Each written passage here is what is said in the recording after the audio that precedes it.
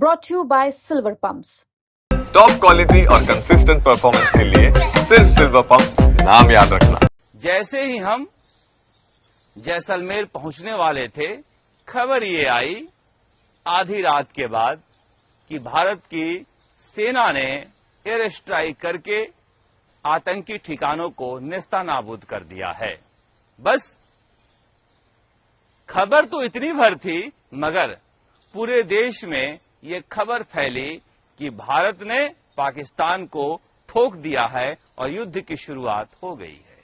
यानी भारत की जनता मानकर बैठ गई कि बस युद्ध होने ही वाला है, क्योंकि जिस तरह का एक आवरण, नेताओं का आचरण और देश की जनता का गुस्सा, सब कुछ का एक कॉकटेल मिलकर ऐसा दिखा रहा था कि बस युद्ध होने ही वाला है।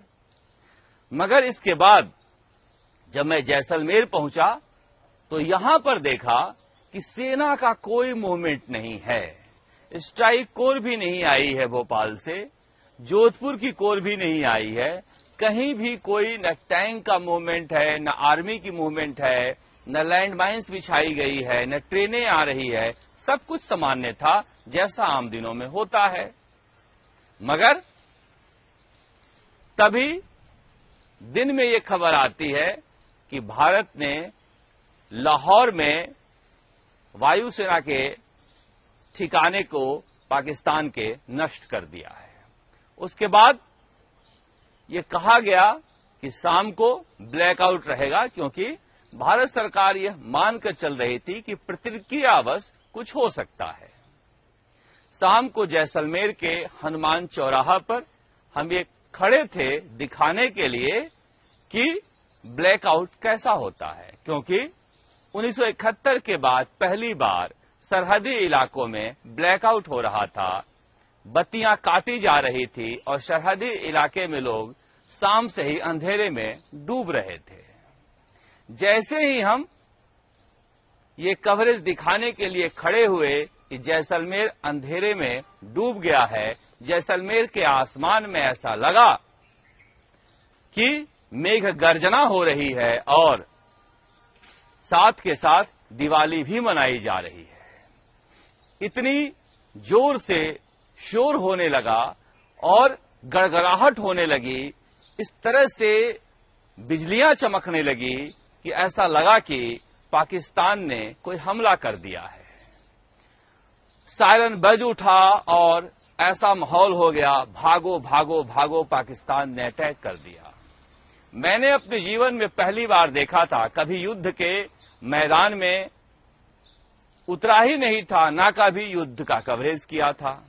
और बहुत सारे ऐसे पत्रकार आए थे जो रामगंज में इसकी मोटरसाइकिल उससे ठुक गई और वहां पर माहौल गर्म हो गया है। दोनों पक्ष सांप्रदायिक नारेबाजी कर रहे हैं, पत्थरबाजी कर रहे हैं। इस तरह के कवरेज किए हुए ज्यादातर पत्रकार आए हुए थे।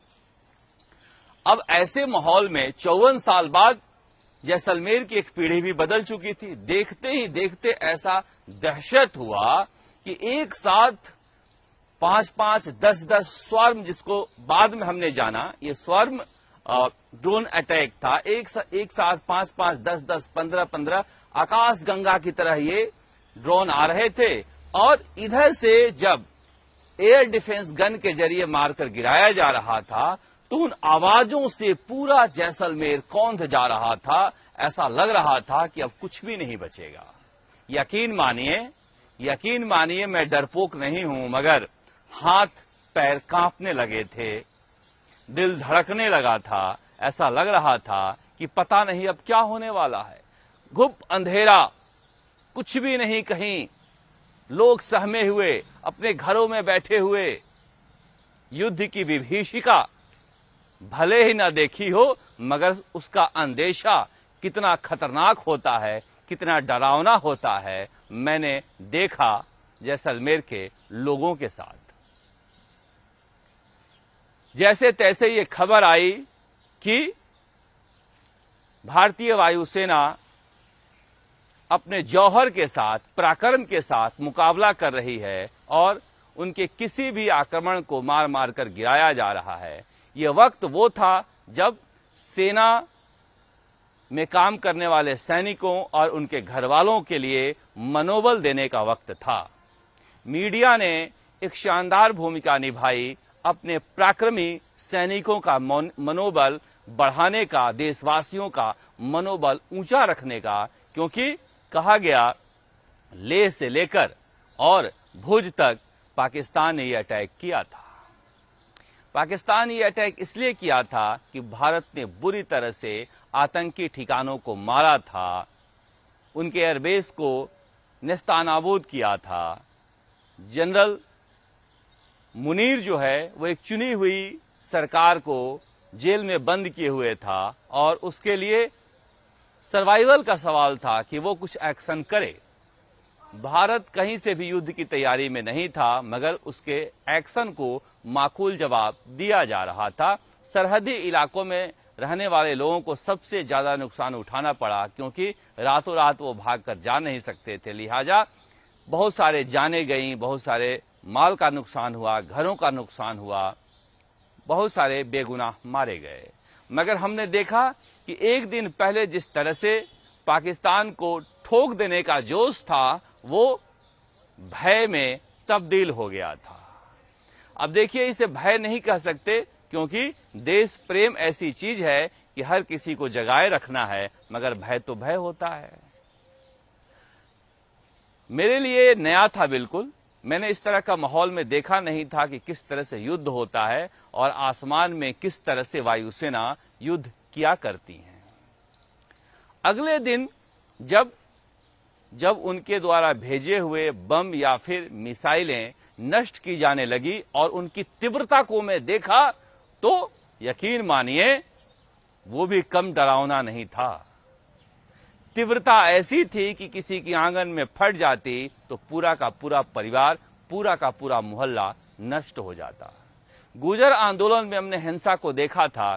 किस तरह से पहले गुजर आंदोलन में मैं अकेला व्यक्ति था, जब पुलिस की गोलियों के बीच दौड़ रहा था और घायल पुलिस वालों को बचाने के लिए भिड़ रहा था, लोग मारने के लिए दौड़ रहे थे, तब भी मैं उस खौफ में मुकाबला कर रहा था। उसके बाद सरकार प्रायोजित भीड़ ने मीन भगवान के मंदिर में खींच कर ले गए। बाहर सिर के पीछे कनपट्टी पर पिस्तौल तान दी थी, किसी ने गर्दन पर तलवारें रख रखी थी, तब भी मैं डरा नहीं था और मुकाबला किया था उनका अपने तर्कों से, अपनी बातों से। ये अलग बात है कि कई मेरे सहयोगी उस घटना के बाद नौकरी छोड़कर चले गए सदा सदा के लिए मीडिया से, मगर भय तब भी नहीं लगा था।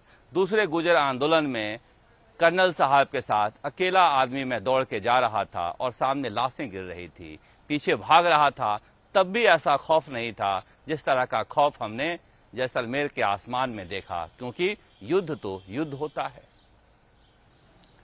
अब मैं सोच रहा था कि जब मेरे जैसा व्यक्ति या मेरे साथ जो लोग वहां पर खड़े थे, नागरिक खड़े थे, वो इतने सहमे हुए थे, डरे हुए थे, तो जिन सैनिकों के घर वाले देख रहे होंगे, उनके दिलो दिमाग पर क्या गुजर रहा होगा।